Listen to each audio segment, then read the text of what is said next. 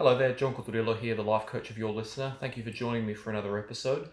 Today I'm going to be discussing a topic that is sensitive for numerous people, and I understand that completely, so please be warned in advance that this video will be discussing some rather intense subject matter.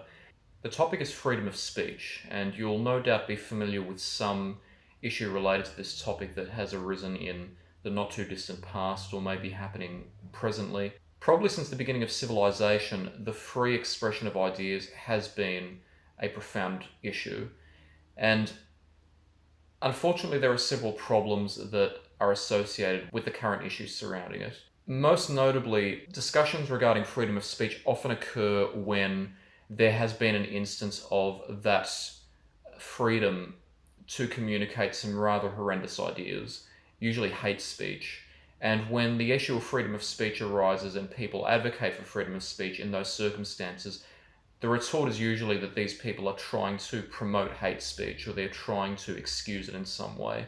Now, I'd like to clarify first that I am not advocating for any one particular set of beliefs, whether they be political, whether they be religious, whether they be from another area of philosophy. In any case, I'm not suggesting that when people use freedom of speech to promote horrendous ideas that is in any way desirable. What I will be discussing in today's video is the possible consequences of not facilitating freedom of speech. Now, before you continue to watch, I strongly recommend that you watch my previous videos on what we call the slippery slope phenomenon and the issue of words having power. I'll provide links to both of those videos in the description below, but both of those provide essential psychological knowledge on how events relate to each other and how we process information. It'll be essential for this discussion. The real issue regarding freedom of speech and the reason why, as much as possible, free speech should be facilitated isn't so much to do with the desirability of the speech that is facilitated through that right, that is to say, how we feel about it. The real utility is on what the consequences of censorship are. It's absolutely true that people do misuse the right to free speech in order to spread ideas that are false or just blatantly useless or hateful. And this is not desirable in any way. The problem is that if we don't facilitate freedom of speech, we could be facilitating consequences that are actually worse than what the misuses of free speech could facilitate.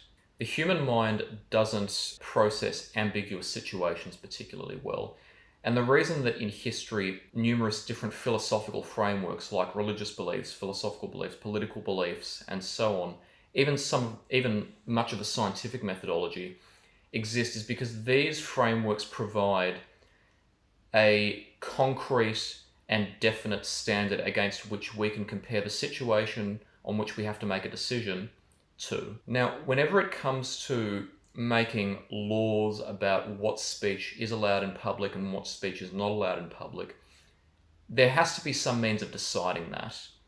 Sometimes it could be through a law, sometimes a particular person has to assess individual cases. For example, this has been proposed with regard to musical records. There have been propositions that particular committees be able to decide whether specific records be labelled with parental advisories in order to warn parents that their children may be listening to obscene content. In these instances, there are inherent dangers. If a particular party has to decide whether speech should or should not be allowed, there's no way that they can eliminate their own personal biases from the process. We all have biases or distortions in how we process information, and nobody is immune from them. So when a person makes a decision about whether they think something should be allowed or shouldn't be allowed, it's practically inevitable that they will not be entirely objective in that process. They will have their own reservations, their own beliefs about what is decent and what is not decent, about what is correct and not correct, about how they feel on a particular topic, and those will inherently influence how they make that particular judgment.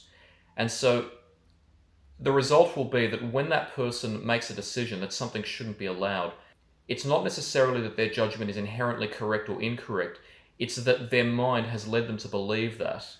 They may be deciding to censor something that is actually in and of itself constructive or even potentially has no causal link to a particular form of harm, but because of their beliefs and the way that their mind distorts the information, there may be unnecessary censorship. Likewise, if it's the job of a particular law to make a definite decision about whether or not certain types of speech should or shouldn't be allowed, the people who make the law will inherently have those same biases. And of course, when a person seeks to have control in that situation, the likelihood is that they have some cognitive distortions that will affect how they make that decision. It's unlikely that the way they make that decision is going to be objectively good or bad for society. It's more likely going to simply reflect what their personal beliefs are. And these could be people of any particular belief, by the way. It doesn't apply to any one group. Every person has these inherent cognitive qualities, which can be problematic in these situations. So as I've discussed in the past, sometimes words or forms of communication, ideas and similar, don't inherently have particular ideas associated with them. Rather, we make the associations. And sometimes when we claim that the associations exist, we don't necessarily have evidence that many people would see those ideas in that way. Rather, our mind could lead us to believe that most people would believe that, seeing as we tend to have biases that make us believe that our opinions are shared by more people than they may actually be. When we establish a precedent that authority can prohibit certain types of expression of or communication of ideas, as I stated in my video on the slippery slope phenomenon, it provides us a new standard by which we then judge future situations. And so in the future, any discussion around free speech is not likely to refer to the objective utility of freedom of speech and how that differs from how people misuse it. Rather, it's likely to refer to the standard that was set when it was communicated that an authority was going to start regulating speech. And as I discussed in that video, each time that power is enacted, we are risking setting a new precedent that a more stringent form of restriction is appropriate. Without us realizing it, we could gradually be allowing authority to have more and more control over what we communicate, and this is not healthy as a society. Furthermore, when it's claimed that words or ideas are objectively in and of themselves harmful, and that we should be prevented from being exposed to them, that also sets a dangerous precedent against developing any form of resilience. If authority tells us that we will be safe, that we will be protected from some form of evil if they just have the power to hide ideas from us, then this is never in our best interests. What it's actually doing is creating a false sense of security, because in reality, making us less aware of the fact that ideas exist does not protect them from the consequences of them. What it does is it makes us ignorant. And while we're becoming more ignorant of those ideas, the people who enact those evils are not going to stop enacting them. Just because we don't know that those ideas exist or we're less exposed to them, it doesn't mean that people are going to stop advocating for them. What they may do is become more resentful and more adamant that they should enact those ideas. But while we're becoming more ignorant, they're becoming more powerful. And the less we know about these ideas and who is practicing them and who is most likely to be the ones that use them for evil, the more likely we are to not be able to protect ourselves when people do try to cause harm with them. And from the standpoint of psychology, promoting avoidance is not a healthy strategy. Refusing to confront ideas that are evil is not going to prevent us from being affected by them. It's going to make us more vulnerable to them. If we believe something is evil, we have to confront it with a critical mind and combat it in a rational and measured manner in order to be able to properly cope with life. But if we instead facilitate free expression of information, that means that every person is free to absorb any information that is expressed and then to choose for themselves which ideas are valid and which ideas are not valid. And by allowing that, we are also free to criticize ideas, which means that if ideas are objectively evil, people have the right to communicate that they believe they're objectively evil and to communicate the message to people and to advise that people be critical in analysing those ideas. Now, I understand a counter-argument to this could be that when we allow evil ideas to be expressed freely, sometimes the people expressing them can be quite persuasive, and sometimes people who don't quite have the critical thinking skills to combat them initially might be too easily persuaded by them as to believe that they should act on those ideas.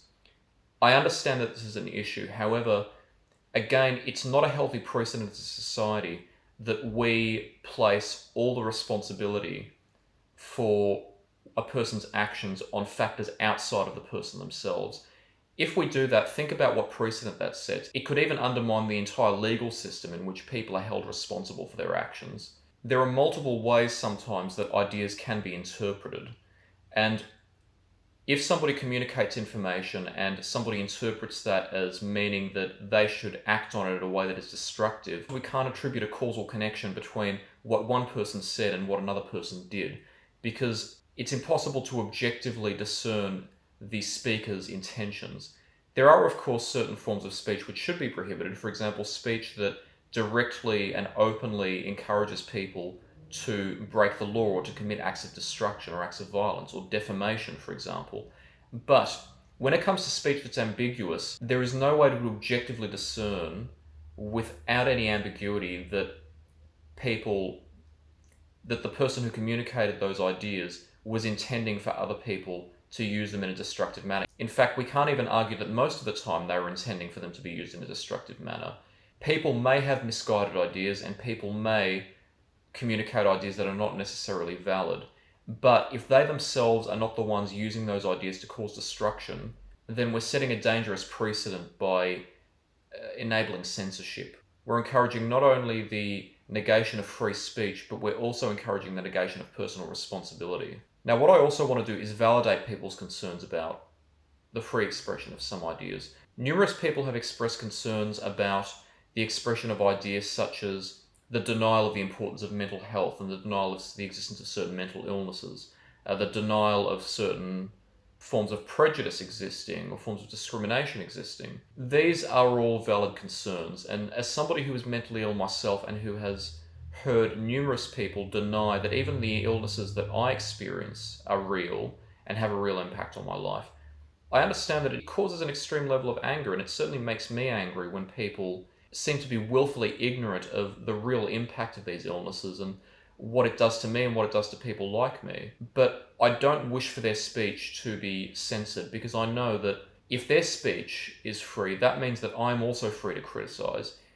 If their speech was censored, one day it could be my speech censored, and I might not be able to express the information to you all in the way that I'm doing now, because somebody has decided, using their own cognitive biases, that somehow the information that I'm communicating is objectively and irrefutably evil. So yes, it does make me angry when people seem to be willfully ignorant of the problem of mental illness that exists in society, or the problem of discrimination, or the problem of prejudice. And when they speak from privileged positions and speak as if these issues have never existed, when in reality they've always existed, and that we have to hold accountability for them, at the very least for being tolerant of one another and kind to one another. But censoring those ideas is not the answer. Because I'm aware that these people exist, because I'm aware that these issues exist, I'm free to then inform those people that I disagree and state the reasons for my disagreement, and instead express what I believe to be more valid and rational ideas. Any one of us could have that right taken away from us if we don't insist that our free speech be allowed. So thank you for joining me for another episode. As always, I would love to hear from you all, whatever ideas you may have, whether they be in agreement with mine or disagreements.